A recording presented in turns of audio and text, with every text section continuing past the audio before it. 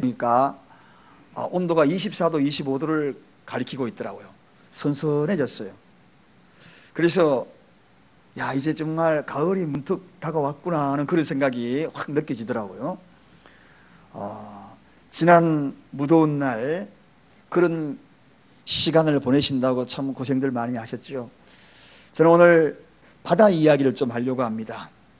바다에서 많은 일들이 일어나고 있지만 바다를 통하여 저와 여러분들이 또 하나님의 말씀이 우리에게 주는 그런 메시지가 무엇일까 생각을 하며 바다에 대한 이야기로 이 말씀의 문을 열려고 합니다.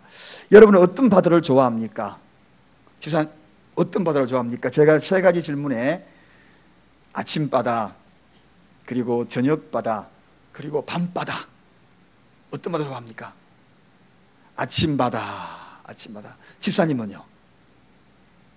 저녁바다. 앞에 네 분 중에 안 물어보면 또 그럴 것 같았어요. 집사님은요? 아침바다가 세 분, 밤바다가 한 분. 어느 시인이 말하기를 아침바다를 좋아하면 인생에 시련이 많았던 사람들이라. 주로 시련이 많았던 사람들은 좀 갑자기 그런 아침을 기대하면서 아침바다를 좋아한대요. 그리고 아까 누가 밤바다 그랬습니까? 밤바다를 좋아하는 인생은 당당하고 별로 겁이 없대요. 저 같은 경우는 저녁바다, 석양바다를 좋아합니다. 석양바다를 좋아하는 사람은 좀 낭만적이다. 틀림없이 여러분도 그런 경험을 좀 한 것 같아요. 저녁바다의 노을이 지는 그 바다를 쫙 나가면 자전거 타고요, 이렇게 한번 목에 수건 하나 두르고 안 다녀보셨죠? 그때 여러분 그림이 그려집니까? 파도와 만나는 거기 모래사장은요 좀 딱딱해요. 안 빠져요. 물이 계속 왔다 갔다 해가지고 거기를 자전거 타고 쫙 지나가면 백사장 저 끝까지 지나가면 정말 멋져요. 파도 소리가 잔잔하게 들려오면서 석양바다. 그래서 제가 그런 바다를 좋아하고, 여러분도 아마 각기 좋아하는 바다가 있을 것입니다.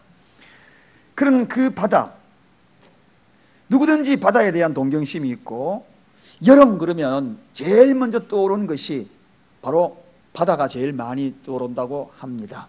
오늘 여러분들을 저 바다로 제가 인도하고자 합니다. 아직 휴가 가지 못한 분도 계실 텐데 제가 바다로 인도하면 그 바닷가로 함께 나아가십시다. 그러나 그 속에 던져주는 의미를 찾으면서 바닷가에 가야지 의미가 있을 거예요. 쉼도 의미 없는 쉼은 낭비다 그랬어요. 낭비다. 오늘 인생을 여러분을 비유할 때에 많은 성경에서 인생에 대해서 이야기를 하고 있어요. 인생 그러면 어떤 사람은 인생은 이런 것이다라고 정의하지만 성경에서는 풀이다, 인생은 나그네다, 안개다, 꽃과 같다, 그렇게 이야기하는데, 오늘 성경에 보면 인생에 대해서 23절에는 선척을 바다에 띄우며 큰 물에서 영업하는 자다, 그렇게 소개하고 있습니다. 배를 바다에 띄우고 그리고 거기서 영업하는 것이 인생이다. 어떻게 여러분 공감이 가십니까?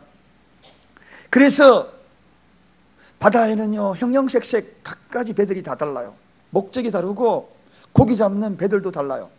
어떤 사람은 새우 잡으러 가고, 어떤 사람은 고등어 잡으러 가고, 어떤 사람은 원양어선을 타고 저 멀리 삼치 잡으러 가고, 어떤 사람은 꽁치 잡고, 어떤 사람은 밴댕이 잡으러 가고, 어떤 사람은 낙지 잡으러 가고.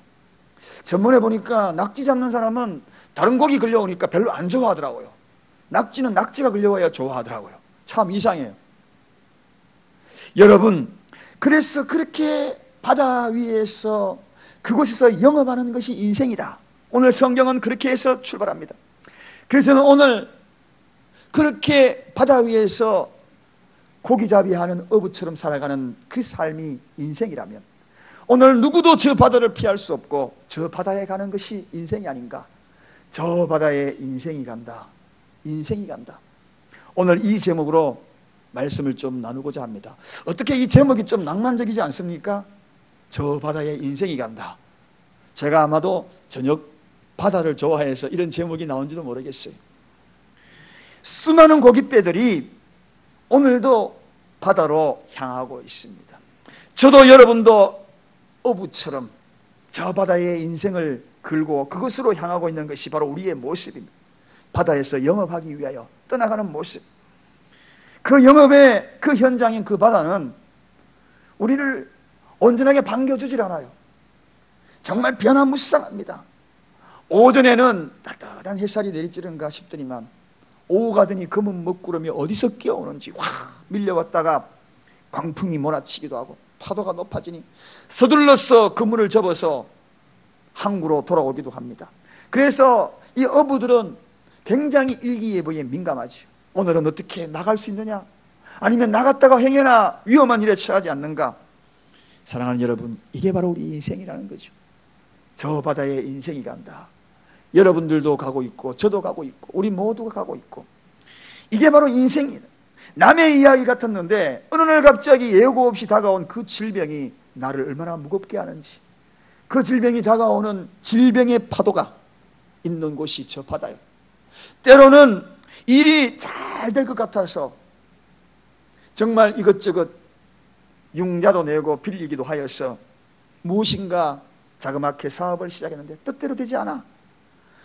그래서 경제적인 위기를 당하고 고통을 당하고 그런 파도 위에 정말 힘에 겨워하며 노를 젓는 그 모습, 우리의 모습이 아닙니다. 그게 인생이 아닙니다.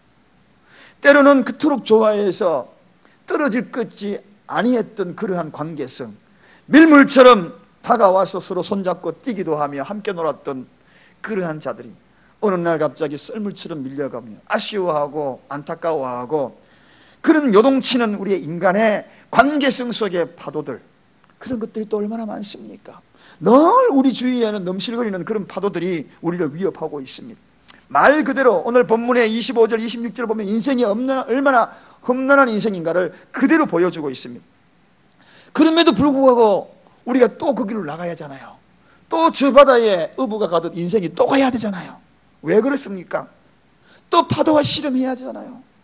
먹고 살기 위해서 또 나가야 되잖아요. 또 가야 되잖아요.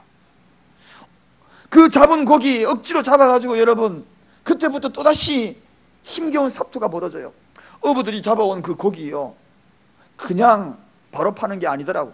공판장에 가가지고 내놓습니다. 그러면은 어부들이 자기 고기가 얼마나 경매에 넘어가는지 지켜보고 있어요.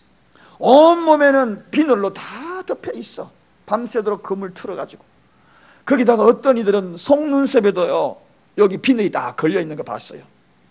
속눈썹에까지도 비늘이 걸려있어요. 눈은 충혈되어 있고, 내 고기가 얼마나 평가받을 수 있을까.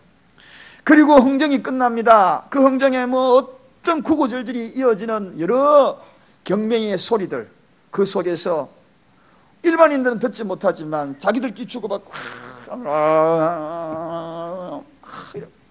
그리고 결정이 되잖아요. 그리고 받아든 그 돈을 가슴에 안고 돌아오면서 어떤 이들은 웃으면서 돌아오고 어떤 이들은 그것을 쓸쓸하게 돌아오면서 그 뒷걸음, 처져 있는 어깨들, 어떤 이들은 좀 가벼운 발걸음들, 그러한 일상을 또다시 저 바다로 또 다음날 나가야 돼요. 왜 그렇게 나갑니까? 가족들 때문에, 먹고 사는 것 때문에. 딸도 시집 보내야죠. 아들도 결혼시켜야죠. 우리 아들이 오늘 아침에 일찍이 제 아내에게 카톡이 왔어요. 나도 결혼 문제에 대해서 심각하게 아빠 생각해 봐야 될 것 같아요. 가슴이 덜컹하더라고요.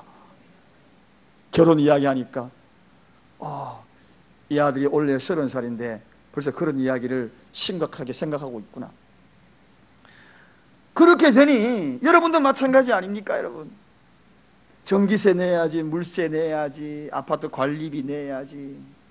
그렇게 하면서 그것 생각하니까 또다시 나아가는 겁니다. 저 바다에 인생이 또 가고 있어요. 여러분의 뒷모습입니다. 그 누구도 부인할 수 없는 우리의 발걸음이 아닙니까? 어쩌다가 쉬어도 이게 쉬는 게 아니야. 머릿속에는 온통 어떻게 하면 고기 잡아야 되는데, 어떻게 하면 지혜를 짜내야 되는데, 그러면서 또 찢어진 그물도 깊잖아요. 그리고 구멍난 배도 이상이 있는지 또 살펴보잖아요. 쉬는 게 아니야. 밤에 자면서 또 내일 일을 걱정합니다. 그러다가 이리저리 뒤척이다가 겨우 잠이 들었는데 꿈속에도 건물 내리는 거야. 꿈속에도. 이웃집에 철수 아버지가 잡혀오는 고기는 이따만하게 잡혀오는데 내 고기는 요만하게 막 잡혀오는, 속에 우라탕이 쳐지면서 눈에 또 막 이러면서 어디 이런 막 꿈도 막 꾸는 거예요. 그러다가 다시 또 날이 밝으면 나가는 거 아닙니까? 영업의 현장, 오늘 본문의 말씀처럼 저 바다에는 인생은 배를 띄우고 영업하는 자들이다. 틀림없이 경쟁에 지지 않으려고 배를 해가지고 아침에 국가에서 허락하는 그 시간 내에 빨리 가서 좋은 자리 차지하려고 나가는 그 모습은 어쩌면은 결투장입니다. 결투장이에요. 그러나 그렇게 결투장에 힘겹게 나아가도 후회 없이 준비하고 책임성을 가지고 가장으로서 나아간다 할지라도 더 무서운 것이 있어요. 더 우리를 실망시키는 것이 있어요. 그게 뭡니까? 광풍입니다. 광풍. 이건요, 내가 아무리 기술력이 있어도, 내가 아무리 경험이 많아도, 아무리 어떤 계획을 세우고 가도 광풍이 밀려와서 파도가 일면은 그 속에서 그 모든 것들이 무력하게 된다는 것입니다. 힘이 없어져 버린 것입니다. 아무리 배가 커도 폭풍을 감당할 수 있습니까, 여러분? 인간이 감당할 수 있는 한계가 아무리 내가 준비해도 그 이상을 감당할 수가 없는 것입니다. 그럴 때 실망하면서 이런 푸념을 하지 않습니까? 왜? 나는 그저 열심히 살아왔는데 왜 이런 광풍이? 나는 그저 준비해왔는데 왜? 나는 그저 가족을 위해서 뼈 빠지게 일한 것밖에 없는데 왜 이런 광풍이? 나는 그저 바르게 살려고, 착하게 살려고, 성실하게 살려고 살아 노력하고 그렇게 입술을 깨물고 지금 여기까지 왔는데 왜? 이런 질문을 던지잖아요. 어느 교수가 쓴 글에는 이런 짧은 글이 있었습니다. 요즘은 술자리에서 하는 이야기가 두 단어밖에 없다. 경제, 정치. 그래서 밤이 맞도록 정치에 대해서 이야기하고 경제에 대해서 이야기하고 그리고 속상한 이야기 다 털어놓고 하지만 돌아갈 때는 위장의 속쓰림밖에 남는 것이 없구나 하는 글을 쓰라. 남는 것은 위장의 속쓰림밖에 없구나. 왜? 여러분, 한마디로 이야기하면 나약한 인생, 지식청이라 할지라도 해결할 수 있는 방법이 없을 때 나약한 인생의 인간의 모습이 아닙니까, 여러분? 오늘 본문의 그 나약한 인생을 표현하기 위하여 본문 26절, 27절 한번 보십시다. 그 광풍의 무력한 인간의 모습이 어떤 모습인지 오늘 본문 26절, 27절 한번 읽어보겠습니다. 자, 우리 다 같이 한 목소리로 26절, 27절을 봉독합니다. 저희가 하늘에 올라갔다가 깊은 곳에 내리니 그 위험을 인하여 그 영혼이 녹는도다. 저희가 이리저리 구르며 취한 자같이 비틀거리니 지각이 혼돈나도다. 여러분, 파도가 너무 이니까 그 광풍 앞에 낭만적인 잔잔한 파도가 아니에요. 오늘 본문에 큰 물이라고 그랬거든요. 큰 물.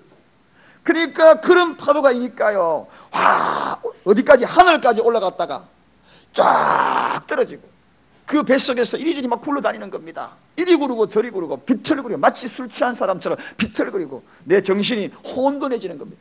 그 정도의 광풍. 여러분, 이런 광풍이 맞이하면 우리가 어떻게 해야 합니까? 이럴 때 우리가 무엇을 해야 합니까?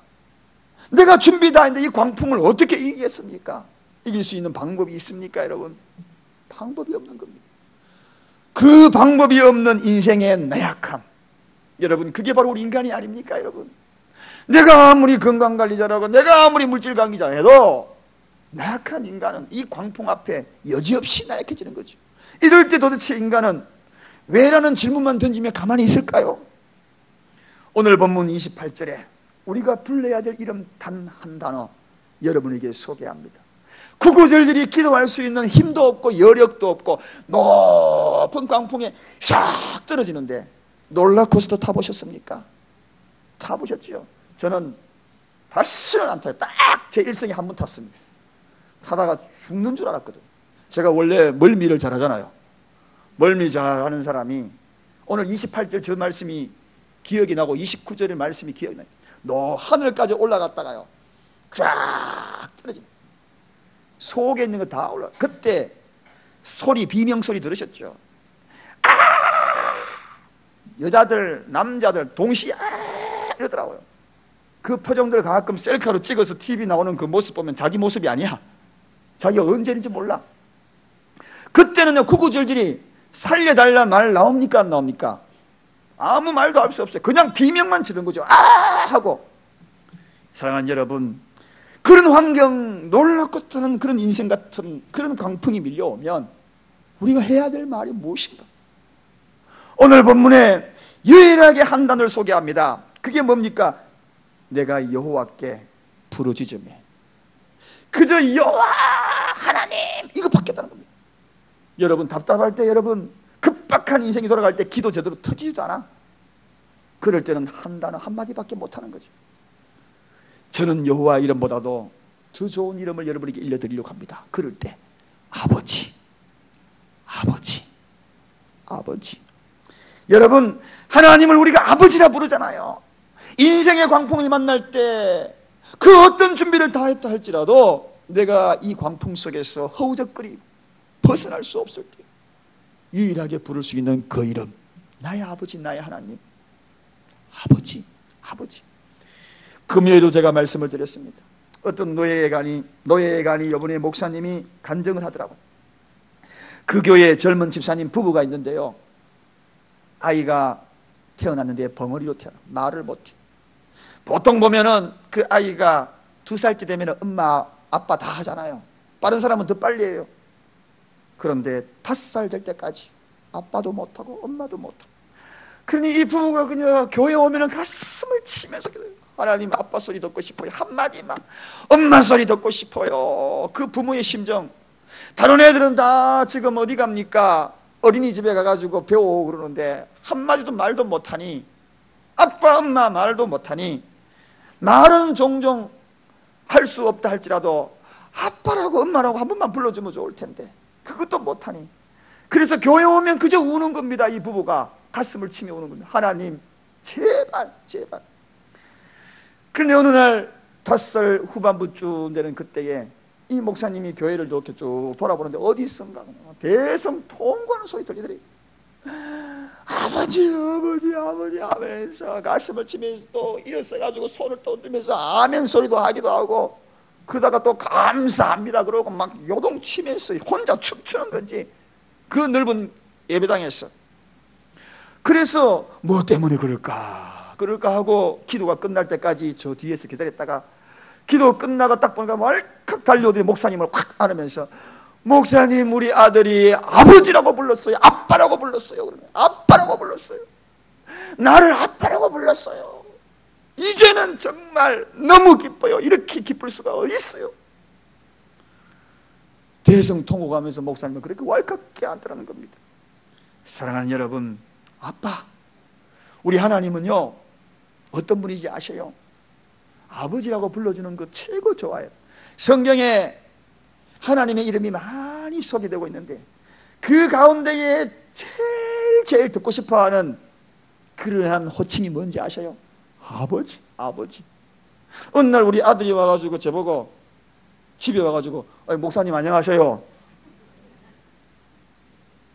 그럼 제가 기분 별로 좋아하겠어요? 안 하겠어요? 아빠 하이파이브를 하다 그러면 진짜 기분 너무 좋거든요. 아빠라고 불러줘, 아버지라고 불러줘. 여러분, 우리가 기도할 때도 그러잖아요. 어떤 이들은 기도할 때 하나님 아버지라고 시작, 아버지 아버지. 오늘 아버지 하시더라. 어떤 분은 주여 주여 주님 주님 하다가 주님으로 끝나버리는 분도 계셔요. 우리 하나님이 언제 나를 아버지라고 불러주나 하면 아버지 한번 불러주나. 아버지 한 번도 안 부르고 끝나버려. 섭섭해. 그러면 얼마나 우리 하나님은 아버지라고 듣고 싶어 하는데, 여러분 그 5살짜리 아이가 아버지라고 아빠라고 한번 불러주는 거기에 그토록 대성통곡하면서 좋아했던 그 아버지, 우리 하나님도 마찬가지라는 것입니다. 사랑하는 여러분, 저 광풍이 일어나고 급박한 상황에 우리가 무슨 기도하겠습니까? 뭐라고 하나님을 요청하겠습니까? 아버지, 아버지. 이건 외칠 수 있잖아요. 다른 기도 못해도 이건 할 수 있잖아요. 저는 강교장 뒤에서 금요일날 가끔은 아버지 하고 한번 부르면 머리에서 발까지 전율을 느끼는 것 같아요. 쫙 적셔지는 것 같아요. 사랑하는 여러분, 그친 풍랑에서 내 인생, 저 바다 위에 가는 그 인생, 오늘도 형형색색 모양으로 바다에서 영업하는 여러분, 여러분이 불러야 될 고귀한 이름이 있습니다. 그 이름이 아버지. 아빠라고 부르면 여러분, 아버지는, 정상적인 아버지는 가만히 있지 않습니다. 다급하게 부르는 아빠의 그 음성을 들으면, 내 자식이 그렇게 부르면 여러분 어떻게 합니까? 버선발로 뛰어가는 어머니의 모습처럼 다급하게 부르면 뛰어가지 않겠어요, 여러분? 뛰어가지 않겠어요? 마지막 순간까지 파도의 배가 파선나도 불러야 할 이름은 아버지입니다. 아버지입니다. 조각남 뱃조각만 있다 할지라도 그 순간까지 그걸 붙들고 불러야 될 이름이 있다면 아버지입니다, 여러분. 아버지. 환란의 파도 위에서 불러야 될 그 이름 아버지. 갑자기 불어닥친 풍랑 위에서 우리가 할 수 있는 유일한 대안이 뭡니까? 아버지밖에 부르는 것 더 있겠습니까, 여러분? 오늘 이 시간에 여러분 물질의 풍랑으로 울고불고 하시는 분도 계실 거예요. 육체적인 질병으로 육체의 풍랑을 만나가지고 이를 어쩔까나 하고 머릿속에 갖가지 상상들이 여러분을 지배할 수도 있습니다. 그 상상, 그 고통을 지울 수 있는 유일한 그 이름, 아버지. 아버지. 끝까지 우리가 아버지를 신뢰하고 그 풍랑 속에서도, 힘든 고통 속에서도 어떤 눈물이 온다 할지라도 우리가 붙잡아야 될 아버지와 나와의 관계, 그 줄만은 놓치지 말아야 하는 것입니다. 할렐루야. 사랑하는 여러분, 아버지의 이름을 부르면 하나님은 세 가지 방법으로 응답하세요.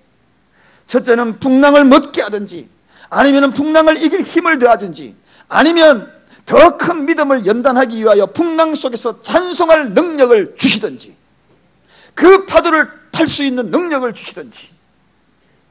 사랑하는 여러분, 인생의 폭풍 후 아무리 몰아쳐도 아버지의 이름을 부르는 이들, 그들은 하나님을 경외하는 그 아버지의 이름을 부르는 그 관계성을 알기에 하나님도 그 손을 놓지 않을 것입니다. 놓지 않을 것입니다. 내가 놓지 않는 한 그분은 결코 놓지 않을 것입니다. 천국은 누가 가는 곳입니까, 여러분? 천국은 누가 가는 곳입니까? 아버지의 이름을 부르는 자들이 가는 장소입니다, 여러분. 천국은 여러분의 집을 누가 배를 누르면 다 열어줍니까? 그러나 발길질하고 문을 걷어차면서 학교 갔다 와서 엄마 하면 열어주잖아요. 아빠 하고 그러면 열어주잖아요, 여러분. 아무리 넥타이를 메고 기름에 포마드를 바르고 아스카라 마스카라 예쁘게 하고 귀걸이 코걸이까지 다 해가지고 배를 눌러도 마음대로 열어줍니까, 여러분? 안 열어줘요. 아버지 집이 아니기 때문에 그렇습니다, 여러분. 그 아버지 이름을 부를 때에 오늘 보십시오. 28절 29절 우리 다 같이 한번 읽어보겠습니다. 다 같이 읽습니다.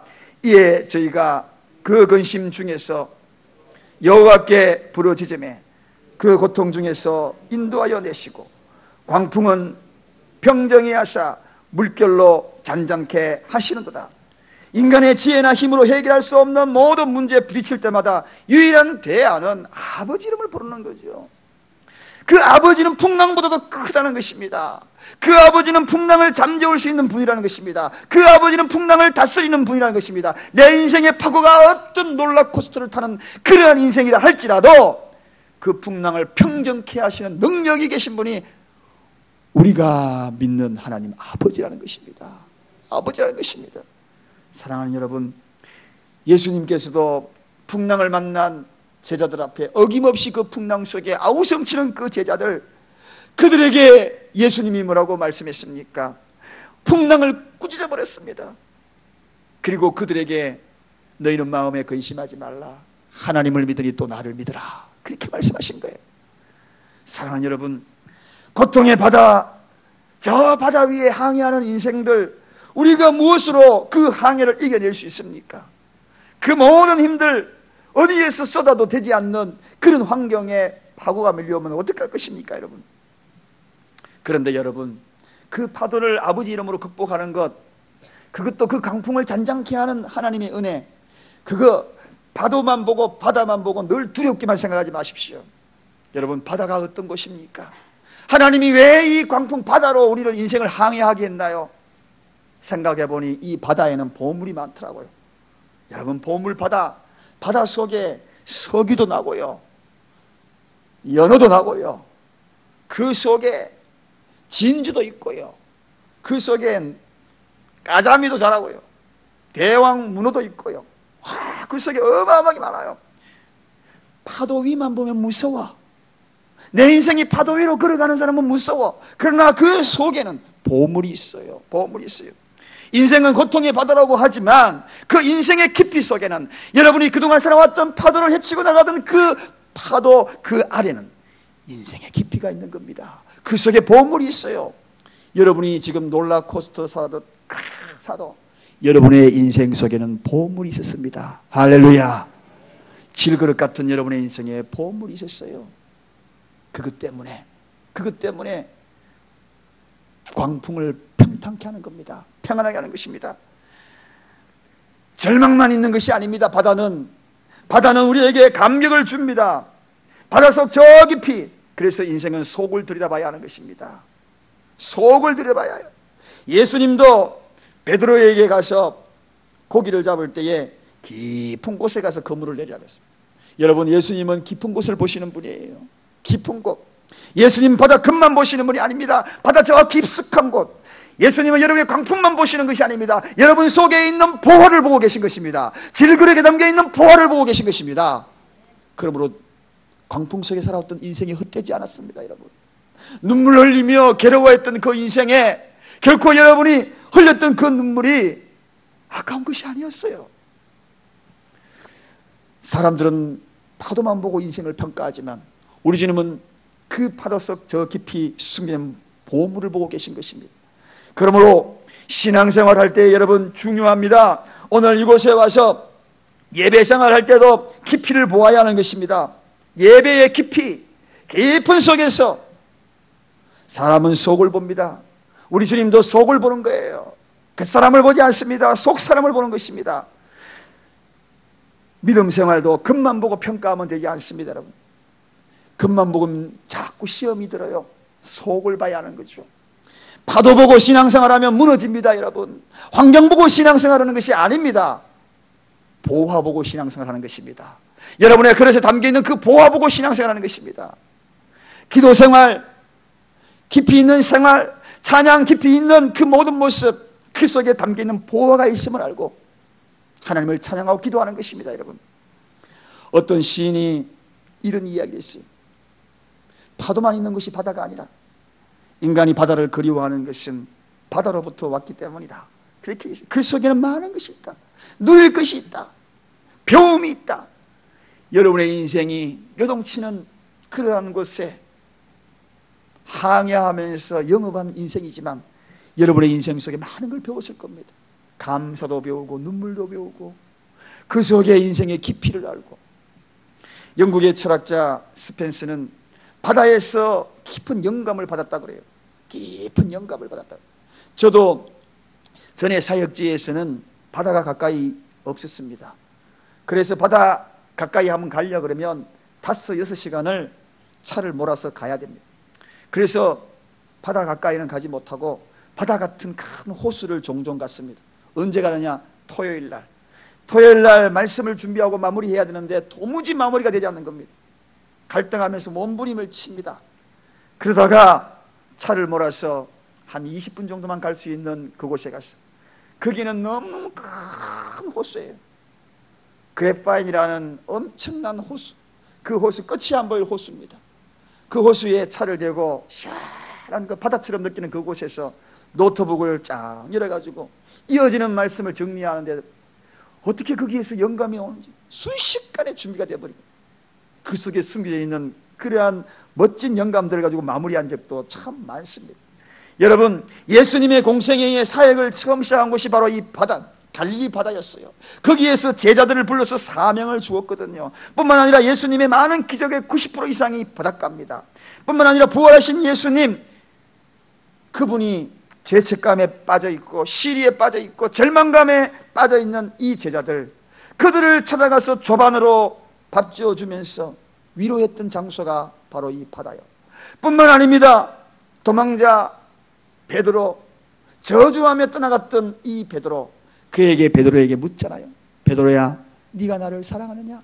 난 너 얼마나 사랑하는지 아느냐?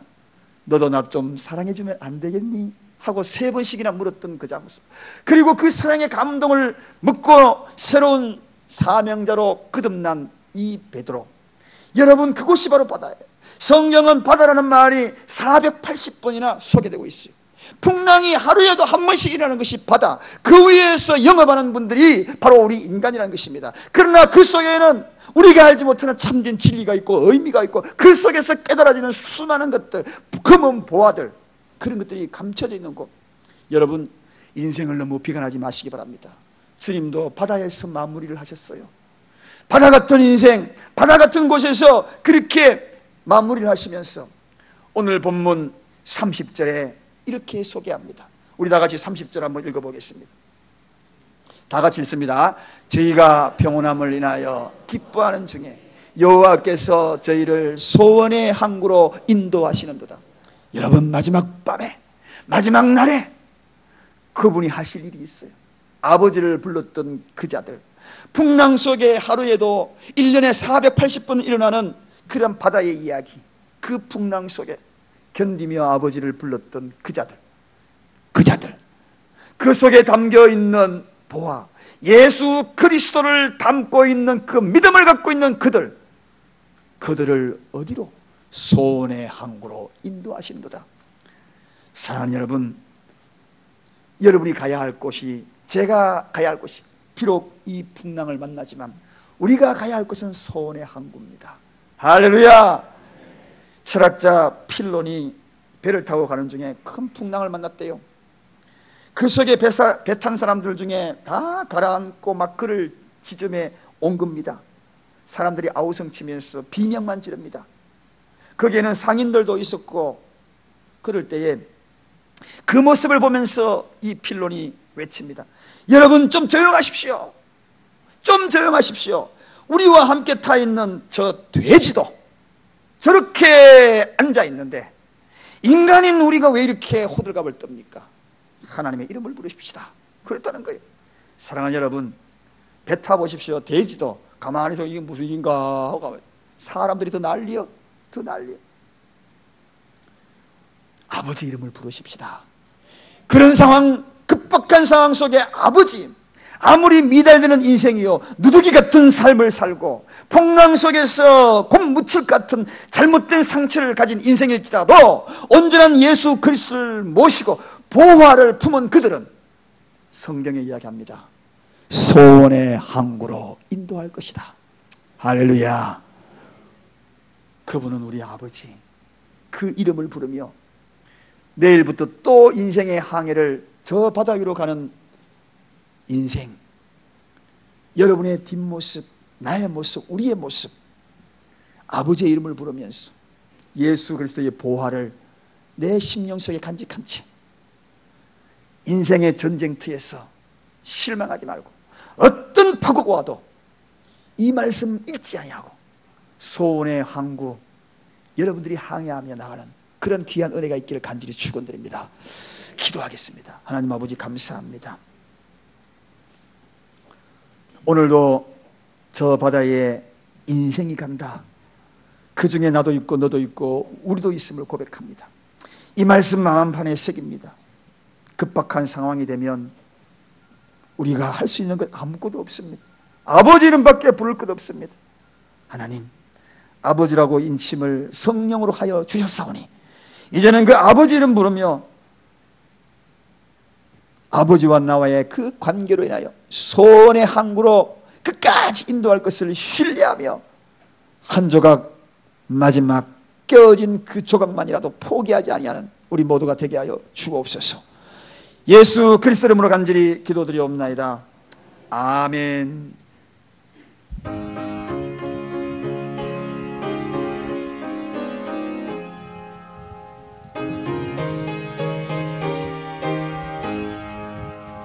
고난의 영원 편히 싣고 과 풍랑이 오고 완전한 폭풍까지 못 갔으니